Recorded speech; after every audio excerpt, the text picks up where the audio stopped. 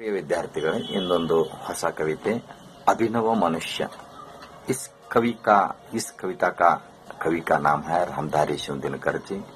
रामधारी सिंह दिनकर जी और 1904 में बिहार के एक मुंगेर जिला का एक गांव में इनका जन्म हुआ था और मृत्यु 1974 में 1974 ಇವರು ಮೃತ್ಯು ಆಗಿತ್ತು।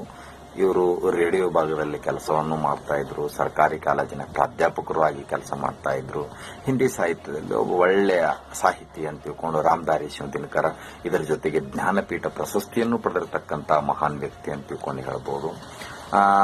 ದಿನಕರ್ ಜಿ ಅವರು ಬರೆದಿರ್ತಕ್ಕಂಥ ಕೆಲವೊಂದು ರಚನೆಗಳು ಕೃತಿಗಳು ಈ ರೀತಿಯ ಇದ್ದಾವೆ।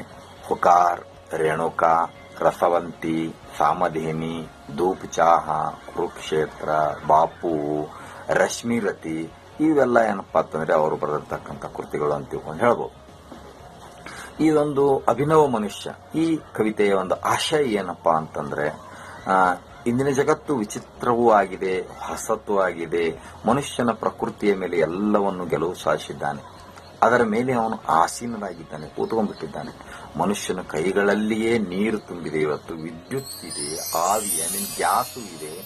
ಅವನ ಆದೇಶದ ಮೇರೆನೆ ವಾಯುವಿನ ತಾಪ ಹೆಚ್ಚಿಗೂ ಆಗತ್ತೆ ಮತ್ತು ಕಡಿಮೆನೂ ಆಗತ್ತೆ। ಮನುಷ್ಯನು ಸಮಾನವಾಗಿ ನದಿ, ಸಮುದ್ರ, ಪರ್ವತ ಇವುಗಳೆಲ್ಲ ಹಾರಕತ್ತಿದ್ದಾನೆ, ಇವತ್ತು ಹಾರ್ತಾ ಇದ್ದಾನೆ, ದಾಟ್ತಾ ಇದ್ದಾನೆ। ಬಟ್ ಅವನಿಗೆ ಈ ರೀತಿ ಮಾಡ್ಲಿಕ್ಕೆ ಯಾವ ಅಡಚಣೆಗಳಿಲ್ಲ। ಏನ್ ಅಡಚಣೆಗಳು ಬಂದಿರ್ತಾವೆ ಎಲ್ಲ ಪ್ರಾಬ್ಲಮ್ಗಳನ್ನ ಸಾಲ್ವ್ ಮಾಡ್ಕೊಂಡ್ಬಿಟ್ಟಿದ್ದಾನೆ ಆತ। ಆಕಾಶದಲ್ಲಿ ಯಾನ ಮಾಡಬಲ್ಲ, ಅಂದ್ರೆ ಸುತ್ತಾಡಬಲ್ಲ। ಮಾನವನ ಕೈಗಳನ್ನು ಕಂಡಾಗ ಪರಮಾಣುಗಳು ಸುದ ಕಂಪನಗೊಳ್ತವೆ ಅಂತ ಆತನ ಬ್ಲಡ್ ಶಕ್ತಿ ಹೊಂದಿರತಕ್ಕಂಥದ್ದು ಮಾನವನ ಕೈ। ಪ್ರಕೃತಿಯು ಶೃಂಗಾರವಾಗಿರತಕ್ಕಂಥದ್ದು। ಈ ಮಾನವನ ಜ್ಞಾನ, ವಿಜ್ಞಾನ, ಅವಲೋಕನ ಎಲ್ಲ ಒಂದು ವಿಶೇಷವಾಗಿ ಆಕರವಾಗಿರ್ತಕ್ಕಂಥದ್ದು।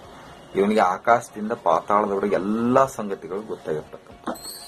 ಆದ್ರೆ ಇದು ಮನುಷ್ಯನ ಪರಿಚಯ ಮಾತ್ರ, ಅವನ ಶ್ರೇಯವಲ್ಲ।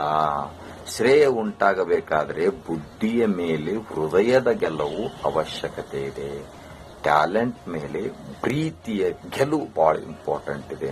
ಇಡೀ ಮಾನವತೆಯನ್ನೇ ಪ್ರೀತಿಸುವುದನ್ನು ಕಲಿಯಬೇಕು।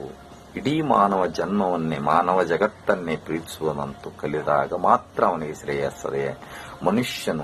ಮನುಷ್ಯನ ನಡುವಿನ ಅಡೆತಡೆಗಳನ್ನು ಕಿತ್ತು ಹಾಕಬೇಕು।